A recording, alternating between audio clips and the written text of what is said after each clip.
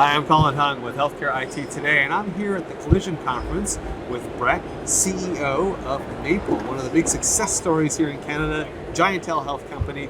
Brett, welcome to the program. Thank you for having me. It's a pleasure. So let's start by talking a little bit about telehealth. We've obviously seen the explosion because of COVID, and now we're starting to see a little bit, at least in the US, a little tailing off of telehealth and the usage as people return to in-person. And as the technology, I think some people may have found it's not quite for them. What are you finding?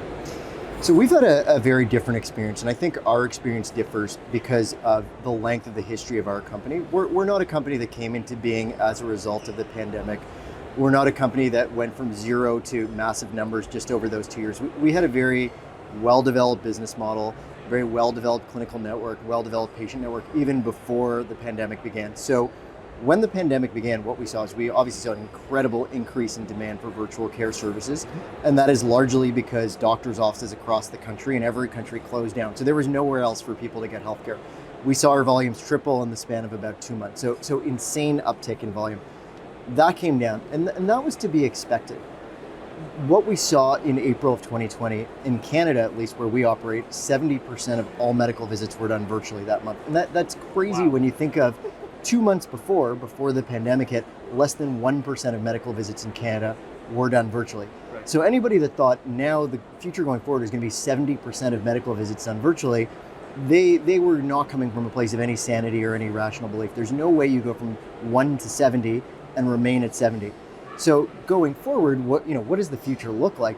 Well, we saw a tailing off absolutely coming down from 70, and I'm happy that we didn't stay at 70, because when we were at 70, lots of things coming in the door that really shouldn't be addressed virtually. I think the healthy level of medical conditions that you can address virtually is about 50%. 50% of things are transactional, don't require hands-on physical examination or a procedure. And then there's a lot of other things that you cannot take proper care of in a solely virtual environment, where you gotta listen to the lungs, you gotta touch somebody's abdomen, gotta look in their ears. A lot of those things were being taken care of virtually in April of 2020, and that just shouldn't be the case, because then you get poor outcomes. And you spoke about people that said, this isn't for me. Those are those people. They had a bad experience because they had a virtual care visit for something that shouldn't have been virtual, but they did it virtually because there was nowhere else to go. Right. So where we're at today, I would say after that big bump, we came down to a healthy growth trajectory. We continue to grow.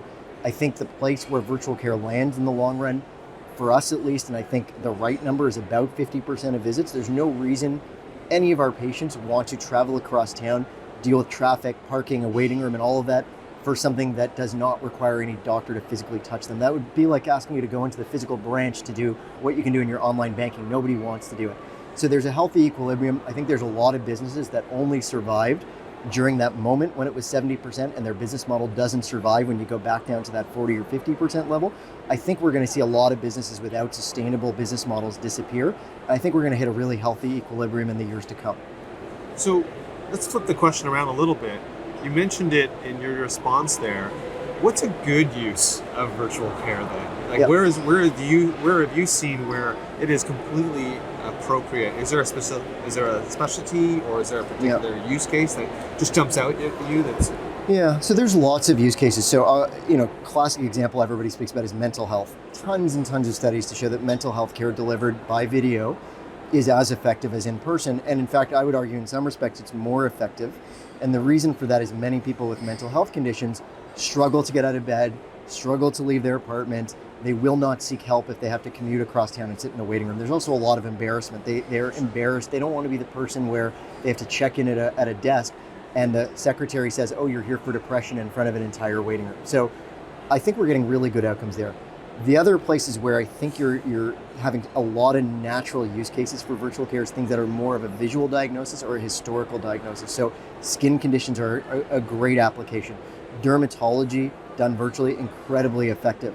Other areas where it's really effective is a lot of the things that are done for ongoing care. So if you're my patient and I treat you for diabetes, I don't need to examine you and physically touch you every time. What I need to know is, what's your blood pressure reading? What's your heart rate? What's your sugar levels? What's your A1C? We can order the laboratory tests and all the things that we need to do to monitor you. I don't need to physically touch you. So when you have a full-featured and well-thought-out virtual care experience that allows the doctors to access some of that data and allows doctors to order the investigations they need to provide ongoing chronic care, you can have really good outcomes. So when I speak about that, it's more the chronic care conditions. So I bring that up because that's really important, because when we think where is one of the greatest areas of spend, one of the greatest areas of disability in our healthcare system, and I'd say healthcare systems, because this is global, it's chronic care conditions where people aren't getting enough care, they're not being diagnosed early enough, they're not being managed aggressively enough. Huge opportunities to improve health outcomes, reduce cost in the system as a whole by using virtual care for those kinds of conditions. So I could rhyme off a ton of other use cases, but anybody that says virtual care is done with and that everybody's going back to the office, I think they just really haven't lived in this space. They haven't seen all the things that we're making a difference with. Has there been anything that has emerged from the pandemic in the use of telemedicine or virtual care that surprised you or been a pleasant surprise? I think there's been a few things. So when I look at who are we helping, so there's a couple areas that have been really interesting. So one is we have really emerged as the treatment of choice for conditions where people have some amount of shame related to the condition. So one area I think about a lot is anything related to sexual health. So there is a ton of avoidance of seeking help for almost anything when you think about sexually transmitted infections, contraception, erectile dysfunction. People just aren't going for help. They're too embarrassed to go into their doctor's office. So when I think about Maple, which is my company, where we're making a really big difference, is there are so many people that tell us that they've had some concerning sexual transmitted infection symptoms for months, weeks, years, and they did not feel comfortable to go to their doctor, particularly people in rural areas where there's one doctor that knows everybody they know. They're not going to go in the door. So they're living with an illness that has severe long-term complications if not treated. They see one of our doctors virtually. We can order the test to diagnose it or diagnose it virtually just by video examination or photographs, prescribe the medication. We have nationwide delivery so they can get their medication delivered and they get better. We make a big difference. So that's one of the areas where I've actually been really surprised. The other area, and this is particular to Canada, I think, I don't know if I would generalize this to other countries, but what's been really exciting to see is who is benefiting from virtual care. And I think in Canada, as in some other countries, there has been some argument to be said, particularly because a lot of virtual care is private pay, there's been some argument that people who are benefiting are people with disposable income, people who can spend money to access it. And actually, one of the learnings that's been really interesting to see is that the people that we're seeing that are using this the most are often people who are lower wage earners. So when we think about that demographic in our population, these are people who work 2 or 3 jobs to keep the lights on. Most of those jobs are hourly wage jobs where it's difficult for them to call in sick.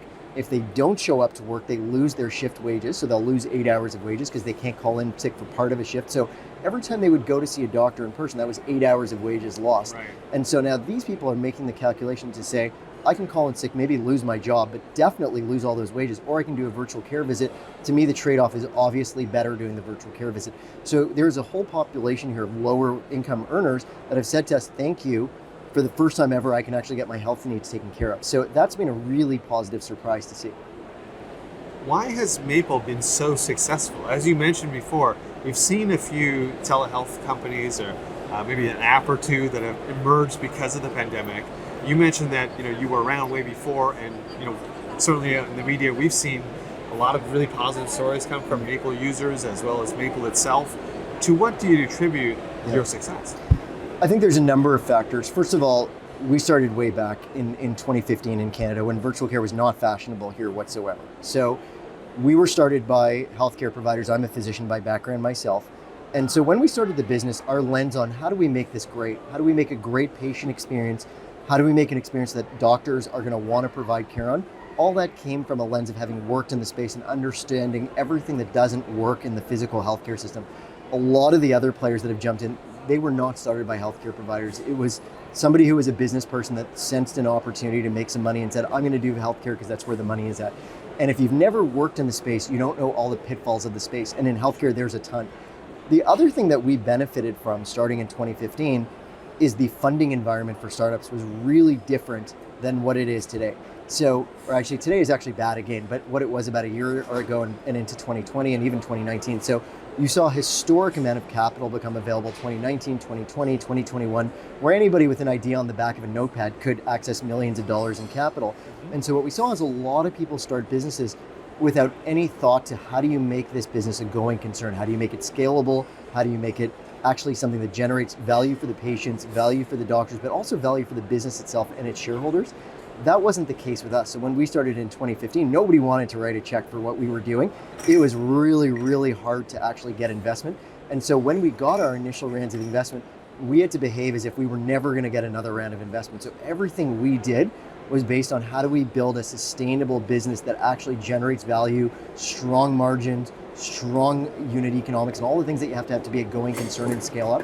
And so those lessons stayed with us. So even when we go forward to 2021, when I was getting attacked by literally emails every day, investors trying to send us a huge check, we actually said no because we didn't need that money. We'd built a business model that didn't require it. And I actually felt taking in too much money was actually going to make us become irresponsible like we'd seen so many other parties become. So I think you add it all together. I think we built a phenomenal experience for patients, a phenomenal experience for doctors. We built a business model that actually works where we don't need to keep raising rounds of funding after round of funding to actually survive. You add it all together, we have almost 4 million people, 10% of the Canadian population using our platform, international expansion plans in the works, and all in a way that I think allows us, if we go forward in time, to become potentially the first really, truly profitable and scalable international virtual care player, which we're really excited to get to. I was just about to ask that. So what's next for Maple? What's coming down the road? So I preempted the question, obviously, but there's so much that's exciting. So there's still lots of room to grow in Canada. As I said, we have about 10% of the population. The other 90% are still of interest to us. We want to get a lot bigger in this country. There's a phenomenal opportunity in Canada because we have some of the most limited access to physicians of any country in the developed world. Longest wait times for primary care, specialty care, emergency rooms. People are desperate for healthcare here. We can help and we can make a difference. In terms of where we go next, though, Canada, relatively speaking to the rest of the world, tiny market, 38 million people. We have a neighbor next door that's 10 times our population. What comes next? Clearly, I think we have an opportunity to go down to that market and really make a difference there. I think there is a huge amount of need in the United States healthcare system, a huge amount of opportunity, both in terms of making a difference to people, but also market opportunity. I think we can build a better product, serve a better product for both patients and providers down there. So international expansion, more features, more interactivity, more ongoing care. So I spoke about chronic care earlier. One of the things that we think is critical to a good virtual care experience that actually makes a difference is you don't just touch the patients once or twice a year when you see them for a transactional medical visit. You touch them all year long to make a difference in their ongoing health conditions. So we're building some of the features and functionality to do that. So finally, the other thing, what comes next as well from just a tech perspective in terms of what can we deal with virtually. Right now, as I said, I think about 50 to 70% of medical problems can be dealt with effectively virtually, probably closer to 50 than 70. Part of that is due to the fact that we can't listen to lungs, we can't look in an ear, we can't do a lot of examination. There's an exciting world of peripheral technologies that is being developed. Some of them have been very expensive, some are coming down in cost, that we are beginning to integrate with and build into our platform. So now, if we can add digital examination where you can listen to somebody's lungs, where we can potentially transform somebody's smartphone into a stethoscope through AI, that's really exciting. So now, when we can listen to lungs and we can look in ears and we can perform a good part of the physical examination, all of a sudden the percentage of visits we can do on the platform goes from 50 back much higher to that 70% level or even higher. And we're really excited about that too. Well, hopefully one day we'll be able to hold up that camera to ourselves. You can do the scan of the eye or the ear. Yeah. That would be a wonderful experience for the patient to be at home and not have to come in, especially in the remote areas in Canada that you're talking about. Absolutely. It's going to be transformative.